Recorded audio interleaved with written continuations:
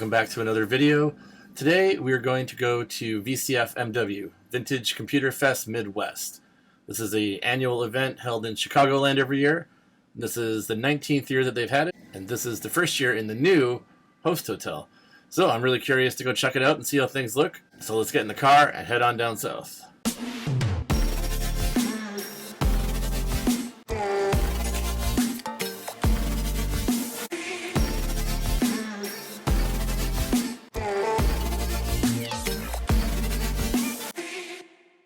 So here we are on the scenic Illinois Tollway, I-94 headed south to Chicago. So this year's conference was actually in Schaumburg, Illinois, which is one of the north side suburbs of Chicago. So with me in the car, I've got my friend Adam, and I've also got a couple of computers. So I've actually got 4 all-in-one Macs that I want to add to the free table. These are Macs that I received that were very destroyed, you could say. The plastic on those machines is very brittle. Some of them have missing chunks. But as far as I know, I think the insides are okay, with the exception that the logic boards have been removed. So whatever happened to these machines before I got them, somebody yanked the logic boards. But I think they're still good parts, and these are machines that you can't really ship, and they're not really worth anything. So I'm going to put them out at the free table. Hopefully somebody takes them so I don't have to take them back home, because that's the rule. If you put something out and no one takes it, you got to take it back with you. It's not, to be left. It's not disposal for your junk electronics. So we've got those. I've also got an IBM terminal.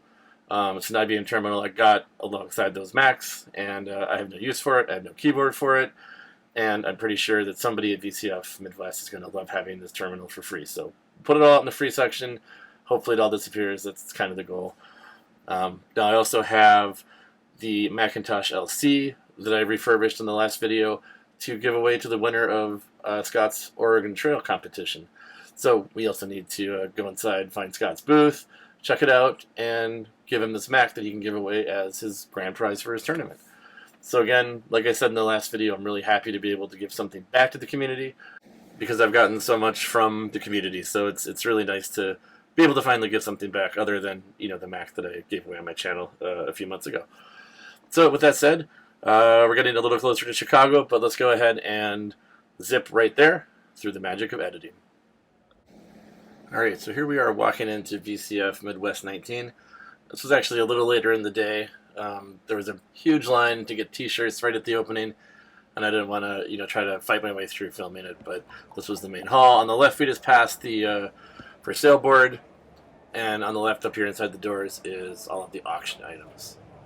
So once we're inside, we can take a look and see that it was quite a sizable crowd this year. So they had this entire exposition hall here, and it was basically packed with people the entire, 6 or 7 hours we were there. But anyway, let's find Scott's booth and get my grand prize Mac set up here. So there it is on the right.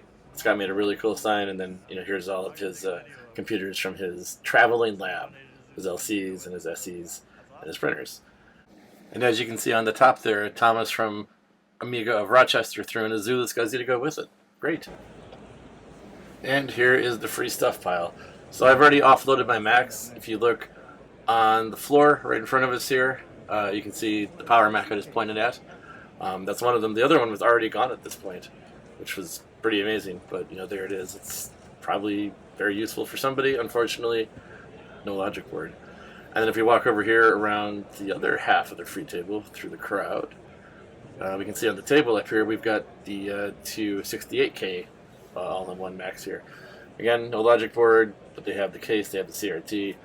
I'm hoping somebody takes them home so I don't have to. Please, somebody take them home.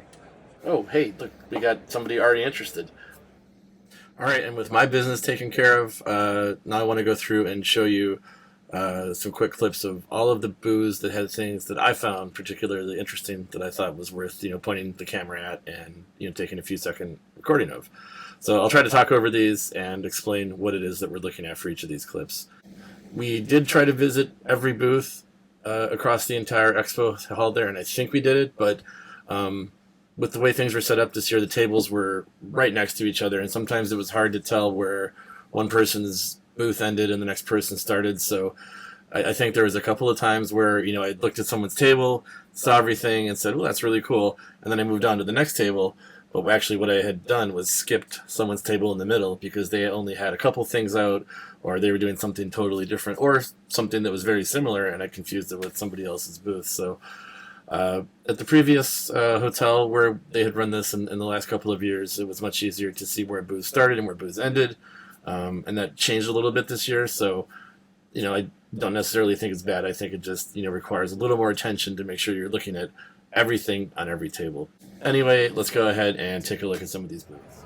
All right, so we start off with the Sunfire V100. It was running a text-only adventure game, which I thought was pretty cool. Have a lot of experience with the V100s. Nice to see it being used for gaming. At the next booth, there was these really cool Epson PCs. If you look on the bottom right, you can see a Raspberry Pi device running. This was actually used to convert the serial TTY logic that normally uses the keyboard interface to USB. This was something that he had written custom, and he had extra boards that he was selling to do the same thing for anybody else who happened to own an Epson and didn't have the original keyboard. This booth was cool. These were some of the first laptops ever made, including the Macintosh Portable. It wasn't running. I don't know if it was functional, but the other couple were. And then at this repair shop, he was selling fully refurbished classic Macs. And he is also doing free RAM tests, so you could bring any RAM stick over, 30-pin, 72-pin, and he would run the diagnostic machine against it to let you know if you had any sort of problems with it. So it was kind of cool to watch. I don't have a RAM tester. I know a lot of other tech retro channels have them. Not something I have. I just throw it in the machine and see if it works or not, but it would be good to get one, I suppose. At this booth, just checking out the random selection of Apple II, 2GS, Commodore running there. And then we made it over here to some UK systems. So these are PAL systems, including this nice Zenith right in the right side there. And this was an HDTV monitor using CRT. It had the nicest picture I've ever seen. And just, a stack of iMacs. There's a 27-inch there for $20. I almost bought it. And then we came across the table of Model M keyboards, ranging in price from $30 to $90, based on the condition. Some were in good condition, some were in terrible condition. And then came across these terminals. So this is actually the same model as one that I donated. So good to see, at least I know a little bit about it. Always love to see the Silicon Graphics machines. This is an Indigo 2, beautiful color. Just fun to look at, and really reminiscent of that era of computing. And of course, there was more Silicon Graphics stuff as well. There's this entire stack here. Again, really cool looking machines with the multiple colors, including a nice yellow panel on one of them. So that's something you would see in a data center these days, I don't think. And over here, yet again, more Silicon Graphics. I don't own any SGI machines, but boy, watching all the clips that I took, maybe I should get one. Anyway, on to the terminals. I really dig the keyboards of these vintage terminals. Those colors are just so cool. It's just something that I would love to work on now, 50 years later after they were, out and in general use. That's standard office equipment. Look at those colors. It's just so great. I love these things. And then around, on top here, same kind of thing, just so good. And then we've got some more terminals here. These ones are a little bit plainer, but, they've got that futuristic, retro-futuristic look. There was an Altair that wasn't running, just hanging out next to this other terminal. And then Adam found this game. It had been recreated through some modern TTL logic on a new board. And luckily enough, around this guy on the other side here, there was a functional Altair running as well. This is an SX64. I've got one. They're such cool machines, but the utility of them is just, I don't know, they exist. Some other machines here running as well. But at this booth right there, I'm going to get close to it. This is the world's smallest color CRT TV. So it's just this tiny, tiny little TV, and he's broadcasting to it from his machine. Of course, the clamshell iBooks. Who doesn't love these things? I don't have too many. I've got Orange in the original, Sun Ultra 10, another classic machine I've used a bunch, so I had to get a shot of that in there next to its Indigo Brethren. And I thought this Radius full-page display was pretty cool. I've got a couple of the Apple portrait monitors which do the same thing, but they're used mostly with like a 2SI or something like that, and that was running with an all-in-one Mac, which I thought was pretty cool. And here somebody has gone ahead and replaced the Paperwhite CRT with a green CRT. And somebody's got an Apple Tech Step. This was a troubleshooting device used by techs in the 90s. And Color Classic with the Ergo keyboard, Quadra 700. We're hitting all the classics here. These are things people want to see at shows. Cube. And then we're over to the ever-present Mac Effects booth where they've got all their cool black cases for the Apple IIs, the clear cases, the color cases, the reproduction Apple Plus mice, the clear LCDs on top of an Apple II there. Just so much cool stuff from Mac Effects. They even have a Lisa a little bit more to the left. They have made a clear front panel for the Lisa. And they've got their accelerator cards. I think Mac Effects might be single-handedly driving progress forward in the vintage computing space. They just have so much stuff, and it's all so cool. And there's the iMac bezel at the end, because every iMac, G3 iMac, the bezel's broken on. They'll sell you a new one. Of course, they have more stuff over here with their 8-bit Ts and 8-bit items. So, looking at this stuff, it's just all cool stuff. They make really good stuff, and that's an American Girl computer there running an LCD screen. I used to work at American Girl, and I have the same thing, and someone swapped the screen out. That's a really cool hack. I really like that one.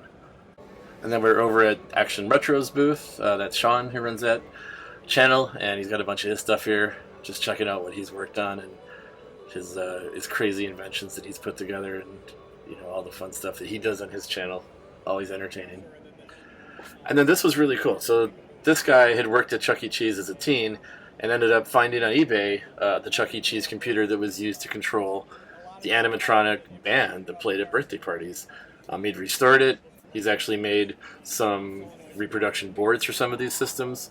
And he talked about, all the work he'd put in, how everything is run off the tape that you see there, and that it has a bunch of relays that control solenoids that activate the band, the virtual band, to move along in time to the tape. So that was a really cool display. He said unfortunately he didn't have the animatronics. They probably don't exist anymore. They've all been recycled or whatever. But he said maybe next year he would make some miniature ones to go along and try to get those working. But either way, this was a really cool project to see the brains behind what was the Chuck E. Cheese band. All right, so then after that we headed over to the YouTube creators discussion panel. I didn't record too much of it because I didn't want to, sit there with my phone up and, be one of those people blocking the people behind me. But I did record a quick clip. VCFMW people will post the entire panel at some point on their YouTube channel, so check for that in a week or two. But in the meantime, the question that I recorded, they'd asked the panelists, do you prefer to keep your machines stock, or do you prefer to upgrade them to the Macs? And I caught a couple of answers, so check those out. I know that there are people that keep them stock. I feel like, okay, we're covered on that, so I can then get out the soldering iron. I have a silver badge Commodore 64 that I absolutely adore and won't change, but it's in the box and it doesn't come out very often. And the reason why is because it's so hard to get it connected to something that's modern, that's something that's easy to use. And I think ultimately, my own personal opinion is that these machines want to be shared. They want to be used, they want to be discovered. We need kids to discover them, and kids don't necessarily have RF-compatible equipment. So please, make changes, mod them, and then gift it to somebody who can actually do something with it. And then we headed back to the expo hall to check out the rest of the tables that we hadn't seen yet, and caught a couple of celebrity sightings as well. So let's hop back to the video. So first up, we ran across Steve from Mac 84 and his booth. He shared a booth with Ron and a few other people. Always good to see those guys at the shows. And then right next to him, of course, Adrian Black and his booth. He didn't have a booth last year, but he did this year, so really cool to see his stuff. And then they just had a general LAN party set up where anybody could walk in and play StarCraft or Unreal. They had a bunch of games set up, and people just sat there and played them all day. And finally, this was a police computer from a 1970s police cruiser. Really cool to see. Obviously not hooked up to anything, but it was there and it worked. Alright, so I'm back home. Let's check out the stuff I got today. So I got this next mouse, which is in need of a little bit of repair. It looks like the wires are still connected, but the sheath is coming off. We got a couple of stickers this time. Of course, the badge. And I got this board from Free Geek Chicago's booth. Well, this was interesting. It was in their $1 box, and it's a socket 7, but it's got ISA and PCI slots, which is cool. It's also got this integrated ATI Rage LT Pro chip for video, and I see this laptop RAM slot, which I think is to increase the video RAM. Not sure. I haven't really seen a lot of boards that have standard RAM and laptop RAM on them, so that was kind of curious. And then if you turn it around, it's got this slot on it, and I have no idea what this is for. And I haven't looked it up. I'm sure it's something fun, but we'll get there. I also picked up this G3 PowerBook. Believe it or not, I don't actually have a G3 PowerBook. And this was like $25. It's inside looks nice, but the outside here looks like we got some drop damage on it. So not a huge deal for me, and price was right. And the final thing we got was this G3 tower here. It's got broken handle here. I think this one's broken as well. And there is no processor installed. And as I was taking this one off the free pile, a guy came up to me and said, hey, I was kind of eyeing that up. I just really wanted the hard drive out of it, though, because I like, small IDE hard drives for rebuilding Windows machines that are vintage. So do you mind if I, take the hard drive? Do you need it? I said, oh, yeah, absolutely. You can have the hard drive. So we took it out. So no processor, no hard drive, but we do have a RAM stick and a network card. So not bad from the free pile. So yeah, that's going to do it for VCFMW 19 for me. I had a ton of fun this year, and we'll definitely be back next year, and I hope to see you there. Thanks for watching the video, and we'll catch you in the next one. Hi guys, make sure to like and subscribe, and watch more of our videos later. Bye!